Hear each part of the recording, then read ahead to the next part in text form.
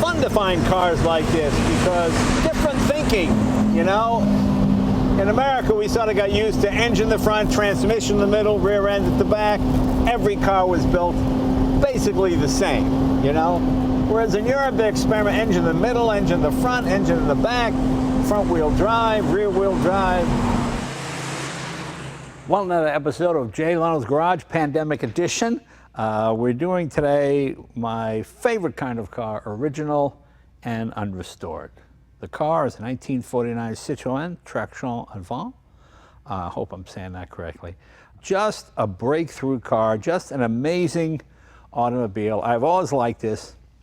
You know, we always rave about the SM and the DS, but this is really the car that paved the way for those legendary automobiles, and still the most popular model ever produced. Came out about 1933, 1934. André-Citroën was an innovator, brilliant guy, but sadly, just a bad gambler. Loved to gamble and lost the company and died soon afterwards, and Michelin took over, and we'll get into that in a minute. I've looked for exactly the right one for a long time because the first generation of these had a four-cylinder engine of about 46 horsepower, and it could go 60, maybe even 65, pushing it, but then a little underpowered. Then they came out under Michelin's reign with a six-cylinder engine. Now, a lot of the real Citroën aficionados did not care for the six. It was not quite as nimble as the four, but 2.9 liter engine, a lot more torque, a lot more power. This is the one that appealed to me because I can drive this in LA traffic. I can go 70, 75 on the freeway, no problem. Steering is a bit heavier than that first generation model.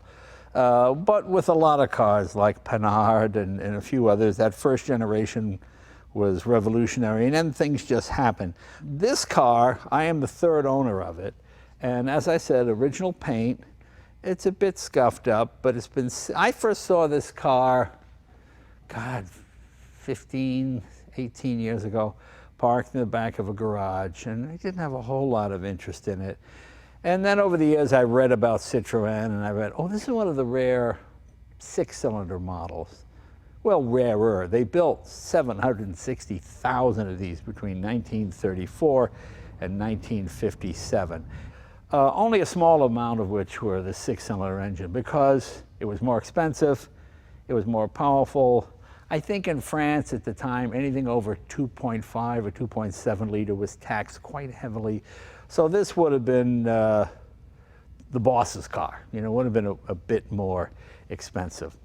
The car is fascinating because it popularized independent suspension, front-wheel drive, and of course monocoque body and design. Now, we use the word popularized because it didn't invent those things, but this was the first, quote, popular car or people's car to integrate all those features into one. Don't forget, back in 1930, independent suspension, monocoque, front-wheel drive, those were all pretty much breakthrough deals back in that day. I mean, it was unbelievable. The fact that Citroën, who was a huge admirer of Henry Ford's assembly line, he incorporated a lot of Henry Ford's assembly line techniques in building this car. So it's safe to say when it came out, when you compare this to a 32 Ford or 32 Chevy or any of those cars from the period, it's way more sophisticated. You've got a lot more room inside because you've got the flat floor because there's no transmission tunnel. You've got all kinds of room. It's lighter because of the monocoque design. Monocoque means it's basically no chassis. It's just a fascinating automobile, very nice to drive. Also had rack and pinion steering. It didn't invent that either, but it was one of the first cars to use all of those features. And when you realize a lot of those features didn't come in other automobiles until, well, Ford really didn't have their first front-wheel drive car till I guess the German Taunus in about 1963. I hope I'm correct there. You guys will let me know. You always let me know when I make a mistake, and I appreciate that. Thank you very much. Thank you very much. They did build these in other parts of the world. They built them in England and right-hand drive and a few other countries as well. Let's start with the engine. As with a lot of Citroën products, most of the innovation is not under the hood. It's in and around it. Monocoque, independent suspension, front wheel drive. It's basically the 4-cylinder engine with 2 more cylinders on it. Let's take a look. Open these here.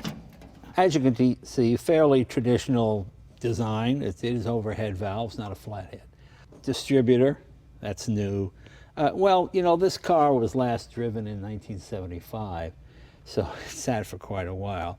When I got it, it had an electric fuel pump on it, which I replaced. I went back to mechanical pump because I wanted to keep it all original. A lot of people just went to electric fuel pumps.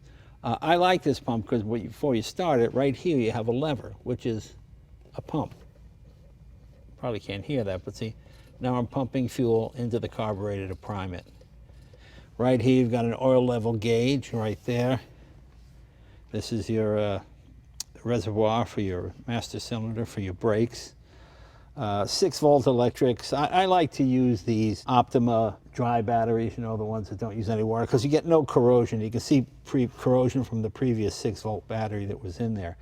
All I've done to this car is clean it up. We've rebuilt the front suspension, rebuilt the wheel cylinders, rebuilt the master cylinder, but that's about it. Everything else is as it was. It's got 57,000 or 58,000 kilometers on it. This is your oil goes right here. Notice the air cleaner goes all the way around the car. Kind of an interesting thing there. Yeah, that's basically what's happening under the hood. Normally your engine would end around here with the 4-cylinder. So it's a little heavier steering than the 4-cylinder model.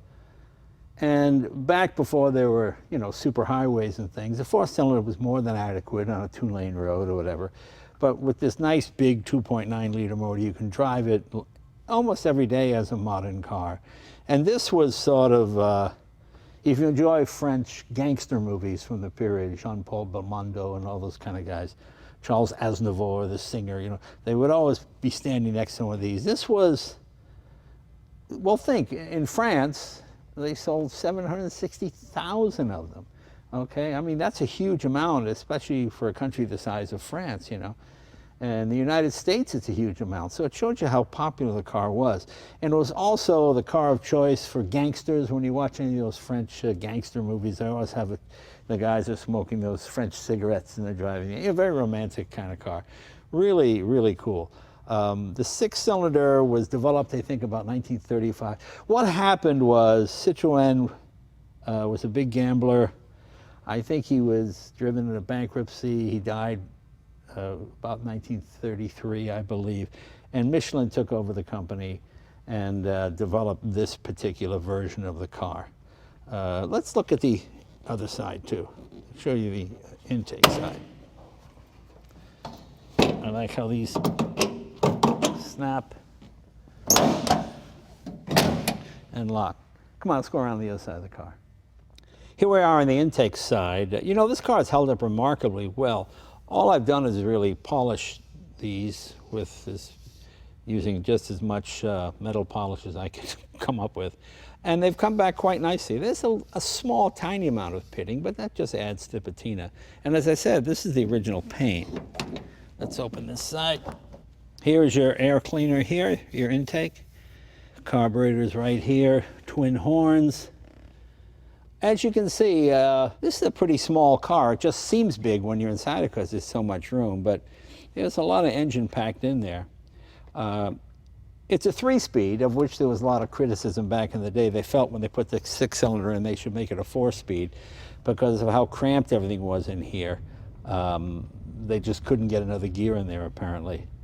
And the transmission is sort of mounted a bit higher because there was more room when the engine was only to here, and then they had to move that forward. So there's a lot of re-engineering that went into it. It made the car just a little bit heavier to steer. I don't find it bad, but I think the purists complain. But I like it because it's got real power, and when you put 3 or 4 people in it, it's not a problem at all.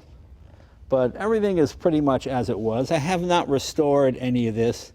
I just wanted to keep it original, with the exception of obviously the battery and a rebuilt original fuel pump.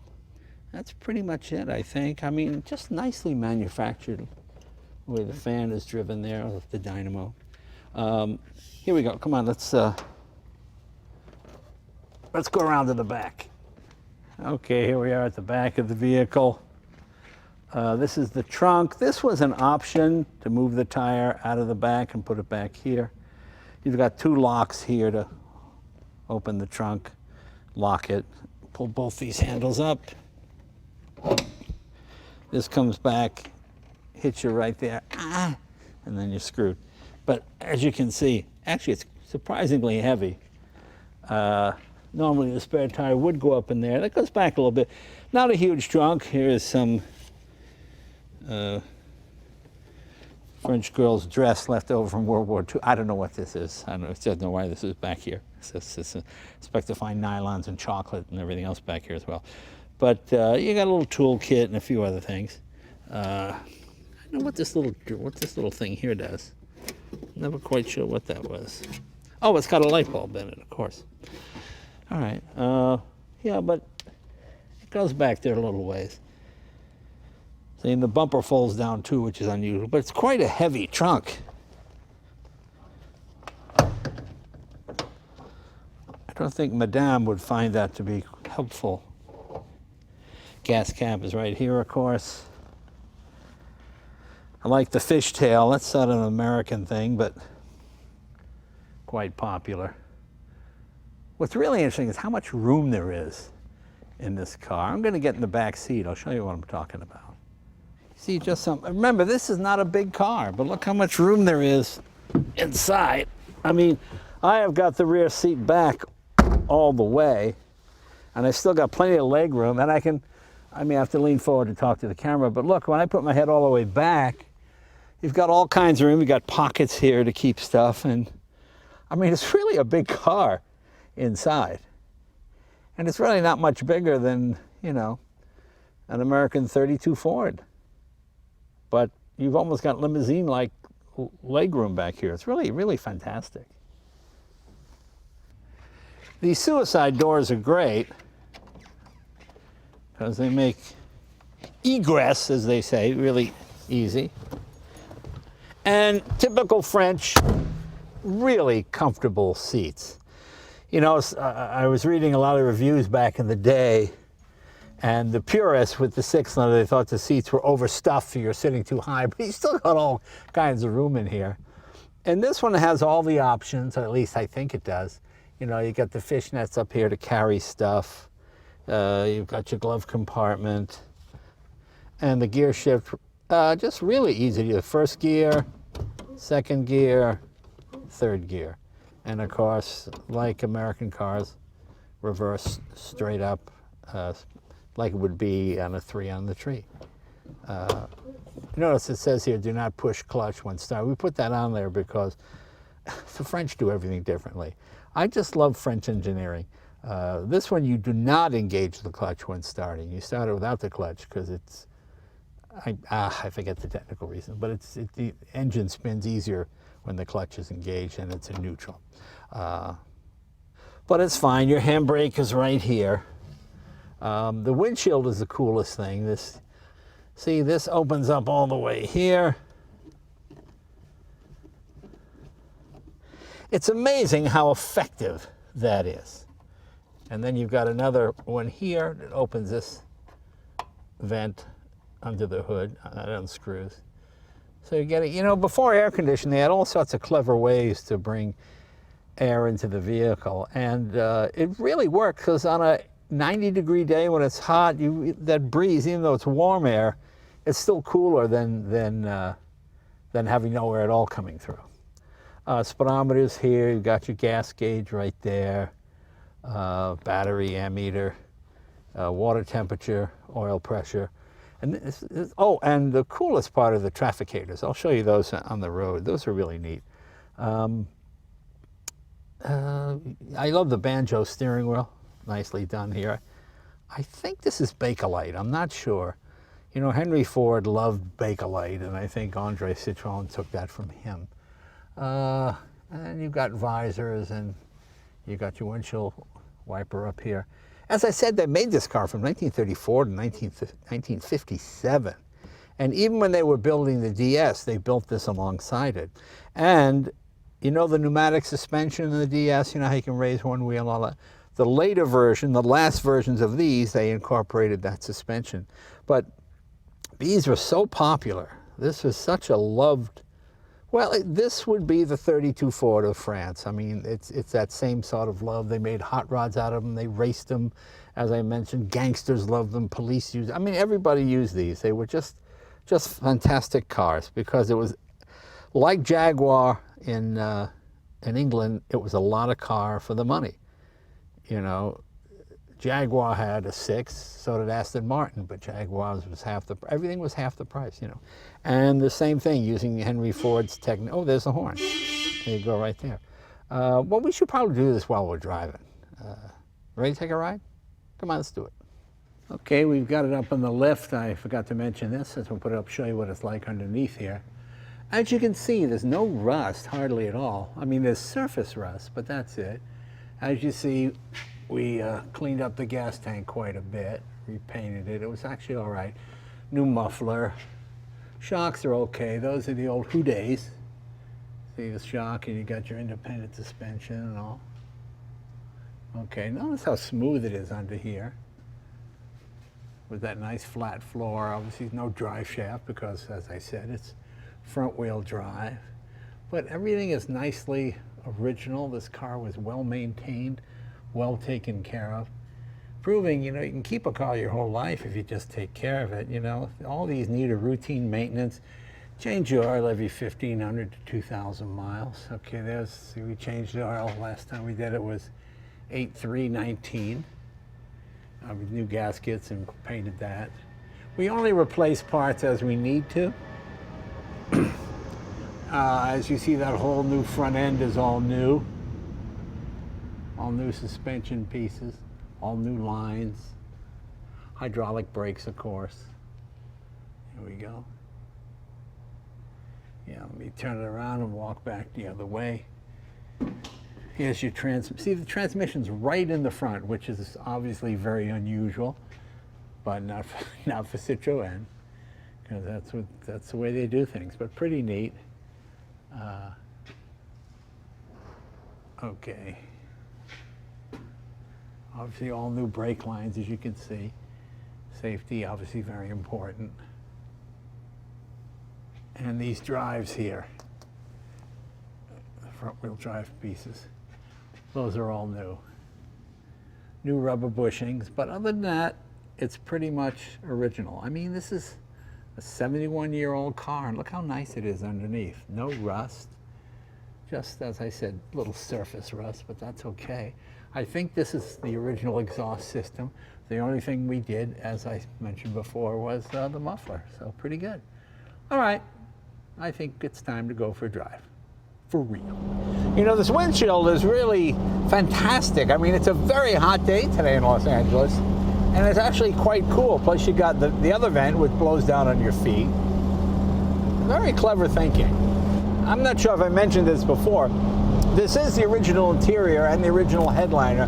Headliner is a little stained, but I guess some water came through on one of the rain gutters or something. It probably was outside for a while.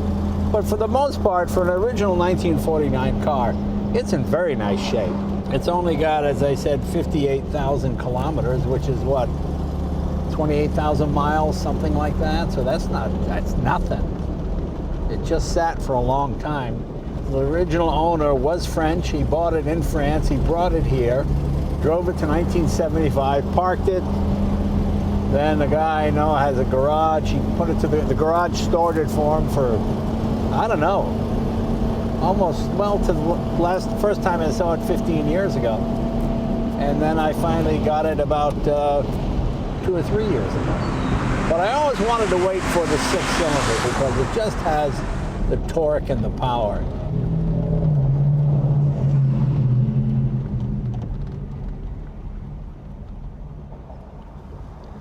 You know, it's funny, when I first got this and I drove with the windshield open, I said, boy, I got a blown exhaust gasket. I'm just hearing, okay, you just hear more engine noises. There was nothing wrong with the car at all. It's just that with the windshield open, it just opens up a lot more engine noise. Not intrusive, not bad, just more than normal. But this is really an advanced automobile for the 30s. Even though this, as I said, a 1949 model. Don't forget you had, well, when this was introduced, the four-cylinder was one of the most popular cars in France. Then this came in under Michelin, and then World War II started. And of course, production pretty much ceased. So when they started up again after the war in '49, this is still basically a pre-war car, you know. Factories have been bombed, the machinery have been stolen, everything been devastated, you know. So amazing effort. And the thing that surprises me is how cool it runs. I mean, this thing, I thought for sure it'd be overheating and boiling over, but no, it goes right to, you know, center of the gauge, stays at about, what is that, well, 65, 70 degrees centigrade, which is exactly where it should be. And it's got pretty good pickup too. It probably could use one more speed. I was disappointed to learn that the 6-cylinders, I thought for sure they would have a 4-speed, but no. It just, and then the more I read up on it, there's a number of great books on these cars. And there was no room in the gearbox.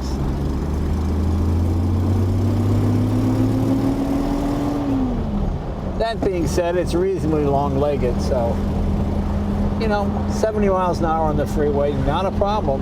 And French cars have always been about comfort. You know, they're not so obsessed with Nürburgring and all of that as some of the other manufacturers. Not to say that they're not powerful and that they can't be quick, but it's not the main thing of the company, you know.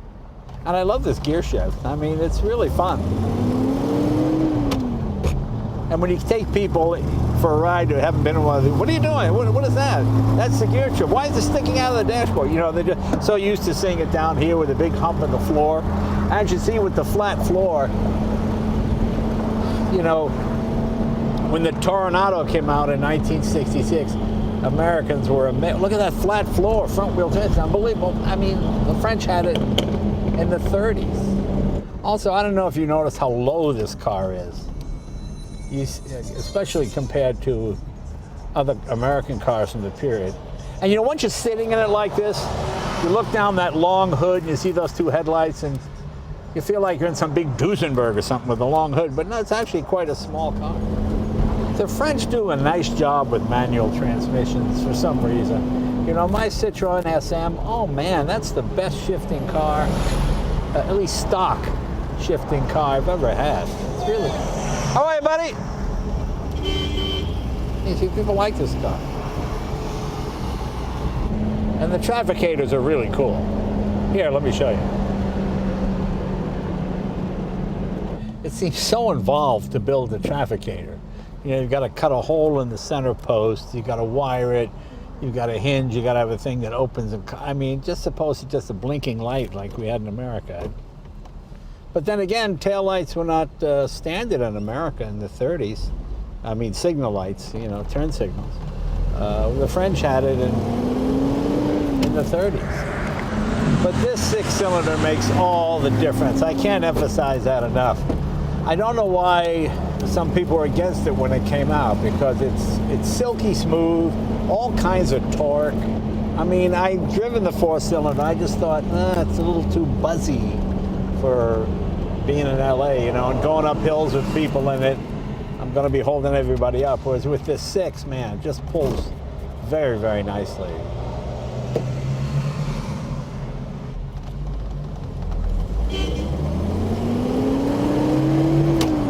You get a lot of thumbs up. Every now and then I get stopped by lowrider guys. Hey, that car's so low, I like that. You know, did you lower it? No, that's the way they came. You know, and I explain what it is, and they seem fascinated by it. It's fun to find cars like this because different thinking, you know. In America, we sort of got used to engine in the front, transmission in the middle, rear end at the back. Every car was built basically the same, you know. Whereas in Europe, they experiment engine in the middle, engine in the front, engine in the back, front-wheel drive, rear-wheel drive. Plus in America, especially in the 30s, 40s, 50s, gas was cheap, especially on the world market, compared to the world market, rather. So consequently, there was no need to make particularly economical cars because gas was cheap, you know. Whereas the French and the Europeans, they learned to be a bit more thrifty and economical because gas was so hugely expensive. And you got these wind wings here, which are kind of cool. You can direct the air any way you want. See, when you get in a situation, step on the gas, and you pull away. To use a Rolls-Royce term, the power is adequate. The four-cylinder engine was, I think, 45 horsepower. This was somewhere between 76 and 80 horsepower. I think that's fair to say. And considering how light the car is, it moves along quite nicely. But as I said, it's all how the vehicle makes you feel. And this is just so nice to drive. It just does everything you ask it to do. You know, there's no fidgeting with the gear shift and forcing it into gear. Everything moves, click, click, you know, almost like a Swiss watch, like turning the thumbnail dial, you know. It just goes click, click, nicely into gear. Now, you'd think the wind would be blowing in my face, but it's not. It really comes in and goes over the top of the car, so I can feel a little bit of my hair, but it's not right in my, I'm not squinting looking through the windshield with this thing. When I take people for a ride, they go, "You're going 100?" I go, "That's right, I am going 100 kilometers, 62 miles an hour." I took this car for a long drive last Sunday, and I really enjoyed it. You know, I got plenty of cars that go fast, but this is just comfortable. You know, it's just a nice driving car, and the sheer mechanicalness of it is what I love. You know, there you go, there's a guy taking my picture. How you doing? You know, the steering. This predates power steering, power windows, so everything has a nice feel to it. You turn the crank, everything is nicely weighted, you know. When you put the window up, turn that handle. I mean, I think now you could still take a long journey in this car and be more than comfortable. And pretty much timeless design. I know the designer's name, I can't pronounce it. Last name, Malina, I'm not even going to attempt, I know I'm going to butcher it. Like I said, if you're like me, you read all these car books, and you read these European, Italian, French names, or German names, and you think you got it down, and then you say it, and people go, "What? I have no idea what you're talking about." French cars, Citroën especially, are built in Paris. You know, all the other kind of cars seem to be built in Modena, Detroit, Stuttgart, you know, industrial areas. Not romantic cities like Paris, you know. And I think that maybe has to do a little bit with the style of the automobile and the way it's built and the thinking. You know, there's a lot of light and intellectualism involved in these. I know I'm probably blabbering here, but I don't know. I just feel that there's something about the atmosphere of where a car is designed. You know, that's why a lot of designers come to California to get the youth vote and the sun and the appeal and, you know, to make the car seem romantic. Just like a Cadillac can only be American. Actually, Cadillac is a French name, I believe, but there goes that theory.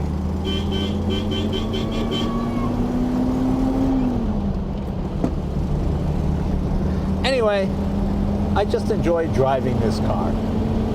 If you ever get the chance to drive a French car, you should try it because it's just so different. And I don't know why, again, the fact that it's right in the middle. There's England and Germany and Spain and Portugal, and they're all around it, and they all tend to think fairly traditionally in the design of automobiles. The French are the only ones that think completely different. I'm not sure why that is, but I'm glad it is. And I say, so vive la France. And anyway, I hope you enjoyed this little trip. Give you a chance to see what, sometimes it's not all about high speed and doing burnouts. Sometimes it's just about being comfortable and enjoying a car. And that's what I'm doing right now. So I'm gonna go enjoy this car some more, and we'll see you guys next week. Thanks again, thanks for watching.